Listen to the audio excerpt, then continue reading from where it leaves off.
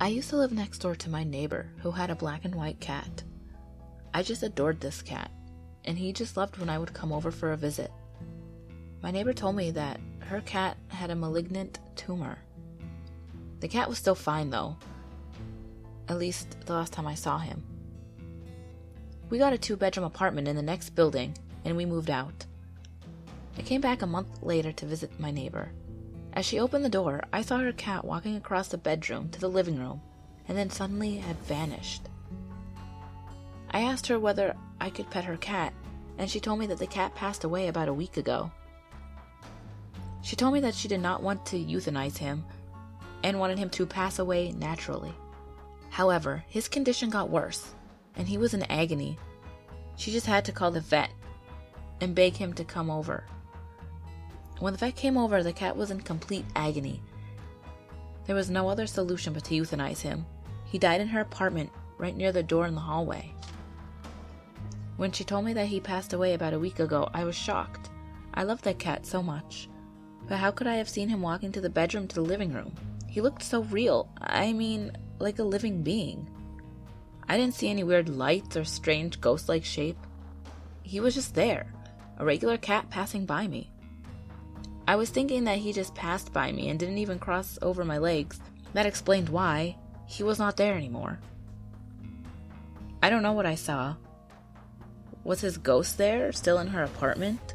It has not been 9 days yet, so he was there, or was his energy left behind?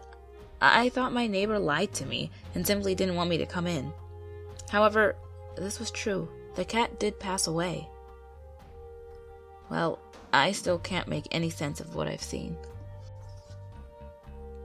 In April of this year, my dog Maddie, a 6-year-old golden retriever, got sick all of a sudden.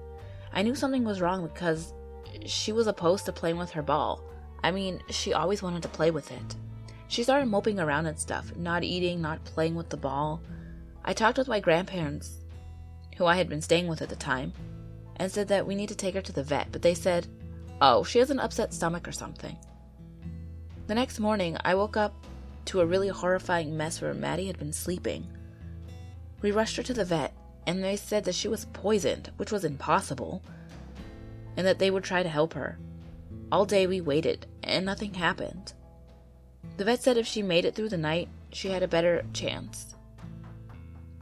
5 a.m. the next day, the vet called and said Madison crashed. She didn't make it through the night. I was so distraught. I was crying. I was just a mess.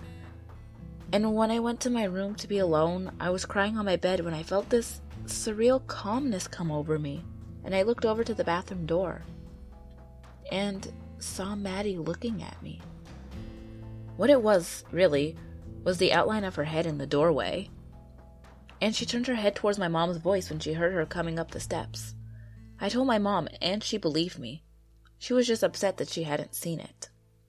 To this day, we don't know what killed Maddie. We think it may have been perforated valves, but we're not sure. We had her cremated, and she's always at the foot of my bed. My mom always believed Maddie and I were connected spiritually, and I believe it too, with how much I loved that dog. To this day, I have dreams about her, and I believe it's her coming back to say hello. I just had the freakiest experience of my life. I'm staying at home alone while my grandmother is visiting another country. I'm 24, so I'm used to being alone by now. And I'm handling this pretty well. At least, I was until a few moments ago. I got up to feed the animals and was preparing the cat's food. While I was doing so, I saw out of my peripheral vision a black cat walking into the kitchen from the hallway. It stared at me a moment before turning and walking into the living room. I own 2 black cats, and since I was preparing food, I didn't think anything of it at first. It wasn't until I went to bring the food to the cat that it hit me that, yes, I do own 2 black cats, but they live at my dad's house, not here. The only cat that lives here is a brown tiger cat, and she's locked in another part of the house due to my grandmother's cat allergy. So it couldn't have been her. I told you before that I've seen the spirit of my grandmother's deceased cat here, but that definitely wasn't him. Rascal was bright yellow with green eyes. This cat was pitch black with yellow eyes. I was significantly freaked out, so I quickly went to feed the cat and heard a loud thump in the living room. I checked what it was, but there was nothing out of place. I fed the cat and rushed downstairs to feed the dogs. And I made sure I brought one up with me because I didn't feel safe being alone. Normally she gets really excited when she realizes she's gonna get to go sleep in my room, but this time she stopped and looked down towards the kitchen. I still had all the lights on so I could see if there was something there, but there wasn't. I had to carry her to my room because she wouldn't budge, and she didn't take her eyes off the kitchen. I was too scared to go back and turn off the lights, so they're all still on. I haven't heard any more weird sounds, and Sophie went back to normal once I brought her to the room with me.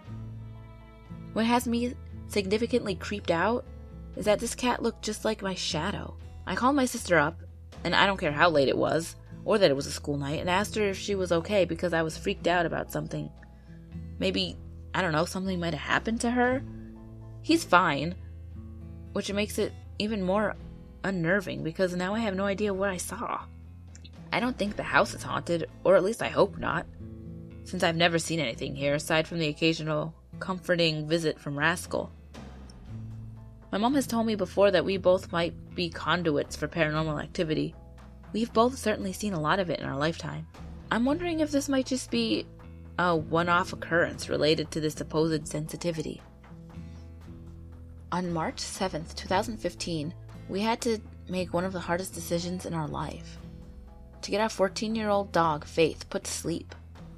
Faith was a very intelligent Ridgeback. She loved to play and loved attention from everyone, except small children. She would never bite at anyone, but she would growl at kids and then get up and move away from them. For nearly 18 months prior to Faith's passing, she dealt with our son, who was born in September of 2013. The two coexisted, but he could never get too close to her without her growling, until about a week before she passed.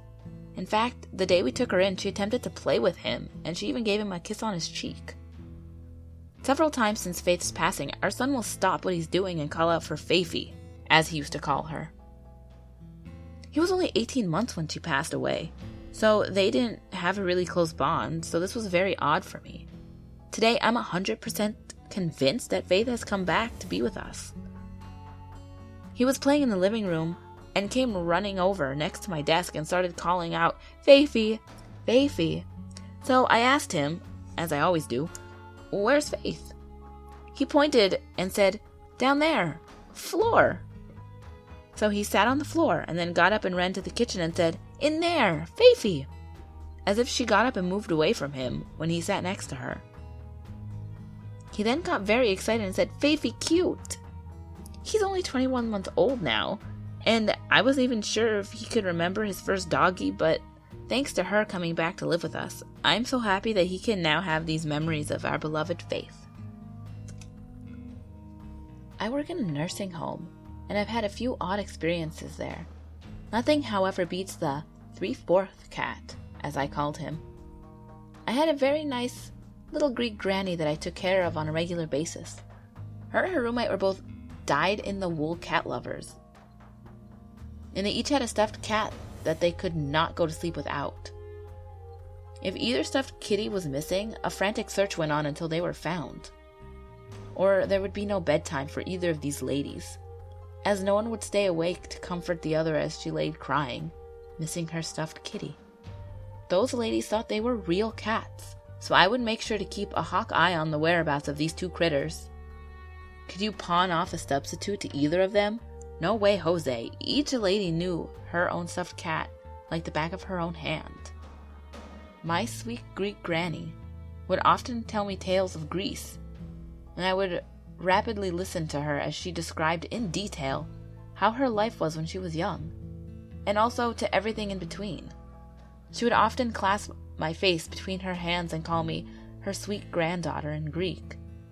Even though she knew I wasn't her blood relative, she and I bonded, and I couldn't wait to see her merry face off at the beginning of my shift. There came a day when she began to fail, and I realized that within a week or two, I'd probably lose her. It might be hard for families to understand, but caretakers can get just as attached to their family members as they are. And when that attachment comes, it often tears our hearts when we lose one of our special patients. I spent as much time as I could with her without shortchanging my other patients. One evening, I found myself with a half-hour lunch break and didn't want to spend it anywhere else but with her. She was unaware of my presence as she was very near the end of her time on this earth. I sat down in her wheelchair at the end of the bed and just watched her breathe, marveling at every crease and line on her face. Her hands, twisted with rheumatoid arthritis, remind me of old oak trees with many tales to tell. I sat there simply watching her, glorying privately in the tales of her life.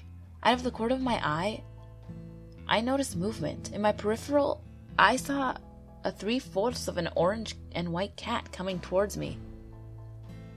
It was still missing most of its left and hind leg, and the top third of its tail. What you must understand was that this was not a living cat.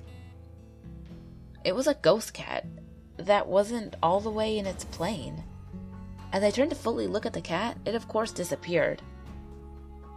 It seemed that while my mind was functioning in a different way, musing about my Greek granny, it allowed me to get a glimpse of another part of a different world. I certainly did not expect this to happen, as I had never seen the ghost of an animal before. I quietly left her room and told my coworkers what I've just seen. They gave me a hoo-hoo look, as they do when I tell them something I've experienced. But they always know that I'm not lying. My Greek granny died 2 days after I saw that cat. Perhaps it was a beloved pet coming to escort her home. I feel as though she and her wonderful kitty gave me a gift beyond measure. What do you guys think? Animal spirits? I mean, I've seen plenty of human spirits, though I don't see why there wouldn't be any animal spirits. I just haven't seen any, personally. But, I apologize if my voice sounds a little weird. I am sick. I have a cold, my nose is stuffy, and I can hear it in my recording when I'm editing. I apologize. You want to see last video? Click the top left. You want to see the next video? Bottom left. And remember, there's always someone or something watching you.